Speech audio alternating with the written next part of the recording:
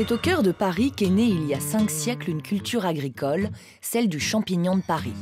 Aujourd'hui, cette culture ne se pratique plus dans la capitale. Il faut se rendre en banlieue parisienne pour observer la croissance de ces agaricacées. Je vais aller chercher des champignons, et notamment un des fournisseurs les plus près de Paris, les champignons de Paris.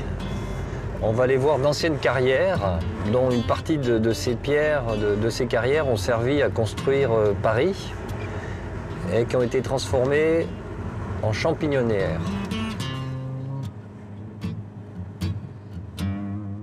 Et un nom très original, champignonnière Les Carrières.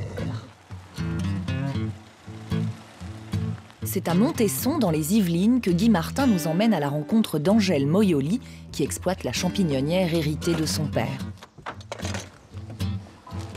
Bonjour. Bonjour, comment allez-vous? Ça va? Ça va? Oui. On a de la chance, il fait beau. Eh oui, c'est le printemps. Hein. Bon, vous nous amenez où alors? Racontez-moi Alors, un petit je peu. vous amène dans une championnière. Bon, on va avoir beau temps, mais on va aller sous terre. On va aller à l'abri du soleil. C'est la boue du Et soleil, on va aller bien voir sûr. comment ils poussent nos petits champignons de Paris. Le nom champignon de Paris désigne le champignon élevé en champignonnière, mais on les trouve encore à l'état sauvage, dans des prés ou des sous-bois aux premières pluies de l'été. Ce champignon est le plus consommé à travers le monde. En région parisienne, il ne bénéficie pas d'une appellation protégée. Les exploitations en carrière se font donc de plus en plus rares. Il est moins cher à produire sous serre.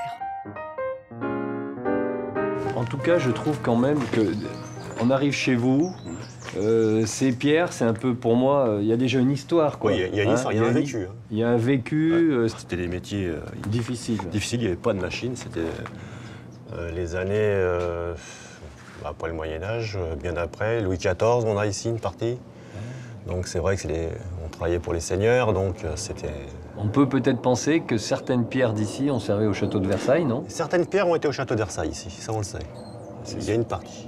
C'est pas du moderne bien carré droit. On va à la découverte? On va la découvrir, on va rentrer.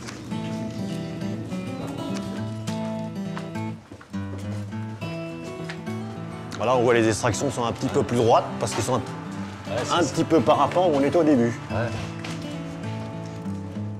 Pour moi, je me sens toujours ailleurs quand il y a la pierre. Quelle que soit la pierre, c'est peut-être sans doute mes origines savoyardes, mais la pierre, c'est... voilà, je trouve que c'est magique de travailler la pierre. Les tailleurs de pierre, je trouve que c'est un métier magique. Et vous êtes quand même en sous-sol.